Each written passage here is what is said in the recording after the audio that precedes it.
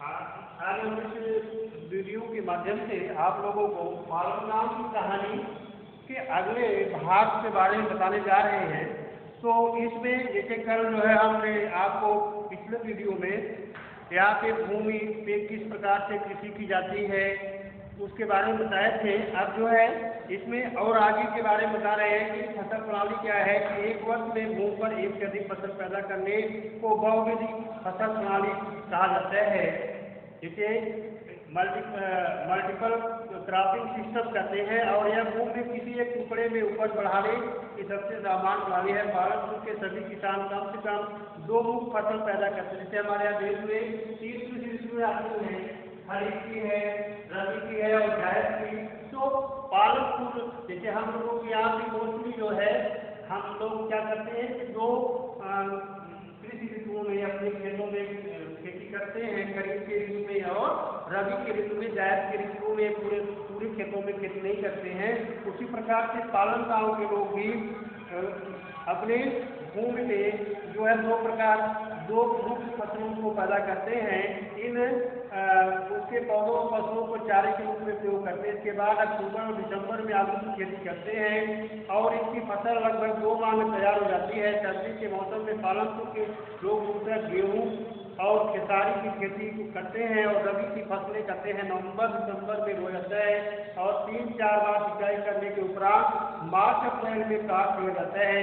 और पालनपुर की उपजाई जाने वाली खाद्यान्न फसलों में धान, गेहूँ, खेसारी, आलू प्रमुख है। माने वो लोग जो है धान, गेहूँ और खेसारी, आलू की खेती करते हैं और गेहूं को जो है रायगंज की मंडी में उसको बेचते हैं। पालनपुर के किसान भूमि के एक भाग पर गन्ने की खेती करते हैं जिसकी वर्ष में एक बार कटाई की जाती है। गन्ना कच्चे रूप में गुड़ के रूप में शाहपुर के व्यापारियों को बेचा जाता है।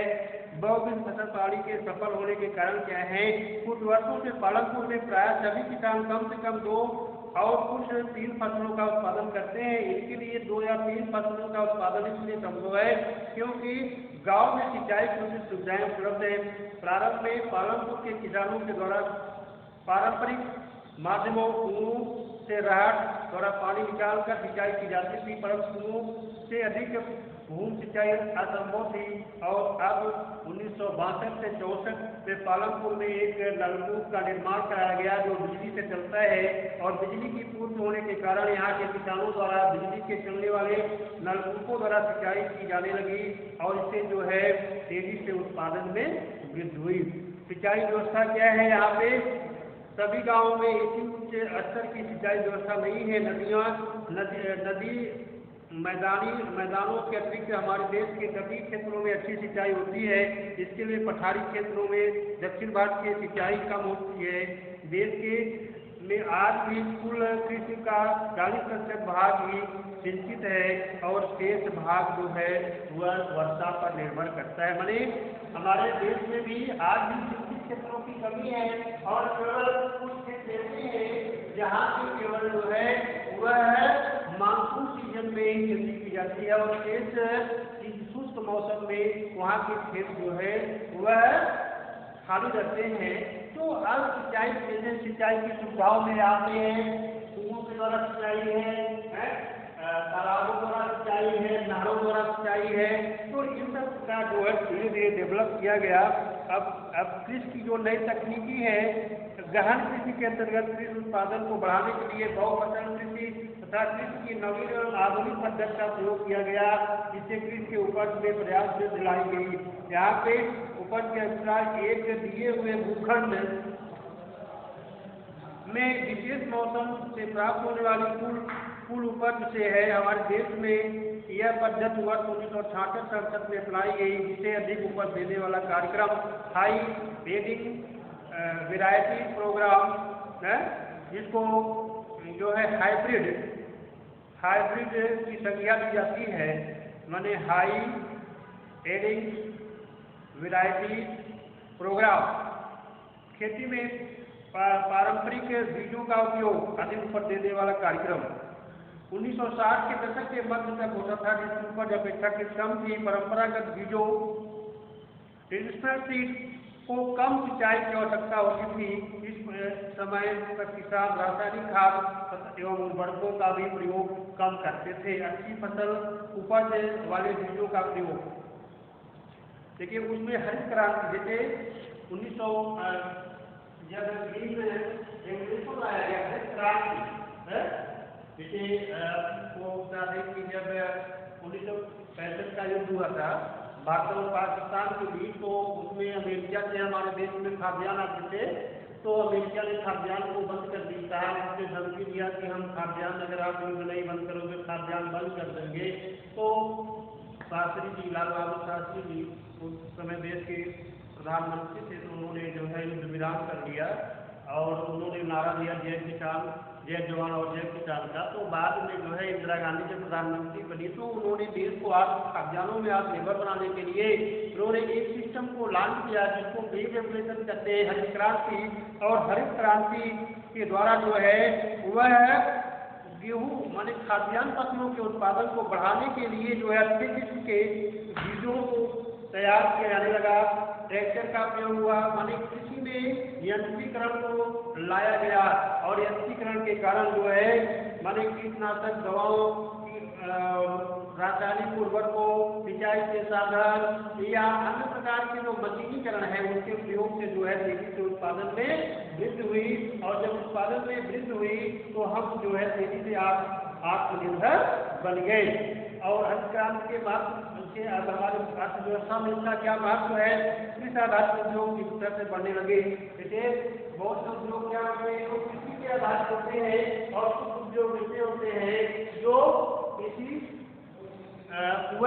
पे आधारित होते हैं और कुछ उद्योग ऐसे होते हैं कृषि पे आधारित होते हैं। जैसे ट्रैक्टर है ट्रैक्टर उद्योग, तो अगर ट्रैक्टर उद्योग अगर कृषि में आप ट्रैक्टर का उपयोग न करें तो ट्रैक्टर उद्योग बंद हो जाएगा। उसी तरह से जैसे चीनी उद्योग है, चीनी उद्योग में अगर हम गन्ने की खेती नहीं करेंगे तो चीनी उद्योग बंद हो जाएगा। फ्लोर मिल है, आटे की मिल है, राई की मिल है, तमाम ऐसे जो उद्योग होते हैं जिनके ऊपर जो होते हैं वह कृषि पे निर्भर करते हैं। जैसे आप लोग बढ़ते हो तो तुम लोग चिप्स और कुरकुरे खाते हो, तमाम चीजें जो खाते हो, बिस्कुट खाते हो, तो इसके जो रॉ मटेरियल होते हैं वह कृषि उत्पाद पे डिपेंड करते हैं। बात खाद्यान्नों के मामले में आत्मनिर्भर हो गया, माने हम क्या हो गए आत्मनिर्भर। जो हम दूसरे के यहाँ से मंगाते थे हम अपना पेट भरने लगे और जीवन इससे जो है जीवन स्तर, लोगों का जीवन स्तर क्या हो गया, ऊंचा हो गया। खाद्यान्नों के उत्पादन में कई गुना वृद्धि हुई। तो हरित क्रांति की सीमाएं क्या है, हरित क्रांति के मात्र गेहूं और चावल के उत्पादन में ही वृद्धि हुई। इसका लाभ कुछ विशेष राज्यों को मिला था और हाइब्रिड के बीजों के लिए बड़ी मात्रा में सिंचाई के लिए पानी की आवश्यकता होती है और इन क्षेत्रों में हरित क्रांति के कारण मिट्टी का उपजाऊ शक्ति कम हुई और इसका मुख्य कारण रासायनिक खादों के बहुत अधिक प्रयोग हो रहा है। माने इसका भी दुष्परिणाम हुआ कि जो रासायनिक खादों का जो ज्यादा उपयोग कर रहे हैं इससे हमारी जो है उत्पादन शक्ति क्या हो गई, मिट्टी की उत्पादन शक्ति कम हो गई। अब भूमि की उत्पादकता, भूमि की एक प्राकृतिक संसाधन है। भूमि का क्षेत्रफल भी यही नहीं है, सिर्फ उत्पादन शक्ति भी सीमित है, इसलिए इसका उपयोग सावधानी पूर्वक किया जाना ही आवश्यक है। जैसे भूमि क्या है, उसकी एक सीमा होती है, माने उसको सीमा के अनुसार हम आपको घटा नहीं बढ़ा सकते। जैसे भारत का क्षेत्रफल जो है अगर 32.8 लाख किलोमीटर है तो जनसंख्या बढ़ रही है। जैसे हम आजाद जब हुए थे 40-45 लाख हमारी आबादी थी, लेकिन आज जो है हम 135 करोड़ के लगभग हो गए हैं और निरंतर बढ़ रहे हैं, तो हम अपने क्षेत्रफल को बढ़ा नहीं सकते। इसी तरह से हमारे कृषि क्षेत्र जो है वो सीमित है, वो माने वो कम हो रहा है। जनसंख्या जब बढ़ेगी तो कृषि क्षेत्र कम हो रहे हैं क्योंकि जो आबादी बढ़ेगी तो उनके लिए आवास चाहिए, सड़कें चाहिए, तो वही सभी का जो निर्माण होगा तो कृषि क्षेत्र धीरे धीरे कम हो रहा है। और जब कम होगा तो इससे जो होती है उत्पादन भी हमारे लिए प्रभावित। कृषि उपजाऊपन को बनाए रखने के भूमि में जैविक खाद जैसे पेड़ पौधों के पत्ते, गोबर, हड्डी इत्यादि का प्रयोग करके हम जो है उनका उत्पादन शक्ति बढ़ा सकते हैं। नलकूपों सिंचाई के कारण भूमि जल में सतत प्रयोग के परिणाम स्वरूप जल स्तर में कमी आई है और मिट्टी की उर्वरता और भौम जल जैसे पर्यावरणीय संसाधनों का निर्माण कई वर्षों में होता है। एक बार नष्ट होने के पश्चात उसको पुनर्जीवित करना जो है कठिन कार्य होता है। रासायनिक उर्वरकों से क्या हानियां होती हैं, तो इसमें है कि इससे मिट्टी की गुणवत्ता कम हो गई है। इससे किसानों को पहले का उत्पादन स्तर पाने के लिए अब ज़्यादा से ज़्यादा रासायनिक उर्वरकों और अन्य आघातों का प्रयोग करना पड़ता है। इसका अर्थ है कि यहाँ खेती लागत बहुत ही तेजी से बढ़ रही है। उर्वरकों के अत्यधिक प्रयोग से मिट्टी की उर्वरा शक्ति कम हो गई है। रासायनिक उर्वरक से खनिज मिट्टी से निकलकर भौम जल नदियों और तालाबों को दूषित करते हैं और रासायनिक उर्वरकों के प्रयोग से चीज़ों की शुद्धता समाप्त हो गई है, जिसके स्वास्थ्य पर बुरा प्रभाव पड़ता है। जो भी हम रासायनिक उर्वरकों का प्रयोग करते हैं उसका उस खाद्यान्न में असर जाता है और उसका हमारे शरीर पे जो है असर। पालनपुर के किसानों में भूमि वितरण है। किस प्रकार से भूमि का वितरण किया गया है, तो खेती के लिए भूमि सबसे ज़्यादा महत्वपूर्ण है।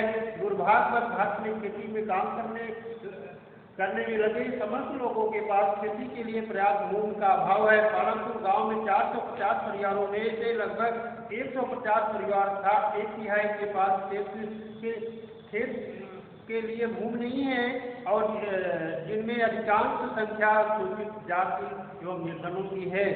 240 परिवारों में से कुछ परिवार ऐसे हैं जिनके पास भूमि है, परंतु वे 2 हेक्टेयर से कम क्षेत्रफल वाले भूमि के टुकड़े हैं। जिसके भूमि के ऐसे टुकड़ों पर खेती करने से किसानों के परिवारों में पर्याप्त आय नहीं होती है। 1960 में एक किसान गुरु के पास 2.25 हेक्टेयर अधिकतर अशिक्षित भूमि थी। विनोद अपने 3 पुत्रों की मदद से इस भूमि पर खेती करता था। हालांकि वे अपना जीवन आराम से व्यतीत नहीं कर पा रहे थे, लेकिन परिवार अपनी एक गाय से होने वाली कुछ अधिक आय के द्वारा अपना गुजारा कर रहा था। विनोद विकसित होने में कुछ सालों के बाद यह भूमि उसके 3 पुत्रों के मध्य बढ़ गया और प्रत्येक के पास केवल 0.75 हेक्टेयर भूमि का टुकड़ा है। परंतु अब बेहतर सिंचाई व्यवस्था और खेती की आधुनिक विधियों के बावजूद विनोद के बेटे अपनी जमीन से गुजारा नहीं कर पा रहे हैं। वर्ष के कुछ ऐसे महीने होते हैं जिनमें वे आजीविका के लिए अतिरिक्त काम करना पड़ता है। अब इसमें देखिए कुछ चित्र दिए हुए हैं, चित्र के माध्यम से आप लोग उसको देखिए। इसके बाद फिर श्रम व्यवस्था क्या है। श्रम को भूमि के पश्चात उत्पादन का दूसरा महत्वपूर्ण साधन कहा जाता है। कृषि कार्य के लिए अधिक श्रम की आवश्यकता होती है। छोटे किसान अपने परिवारों की सहायता से कृषि करते हैं। इस तरह से खेती के लिए आवश्यक श्रम की आवश्यकता व्यवस्था पूरी करते हैं। इसके विभिन्न मझौले और बड़े किसान अपने खेतों में कार्य करने के लिए दूसरे मजदूरों पर निर्भर रहते हैं और किराए की मजदूरी पे वह मजदूरों को रखते हैं। कि श्रम की आपूर्ति भूमिहीन ग्रामीण परिवारों और सीमांत किसानों पे अधिक होता है। इसके बाद आगे जो है अगले वीडियो में हम इसके आगे और आप लोगों को बताएंगे।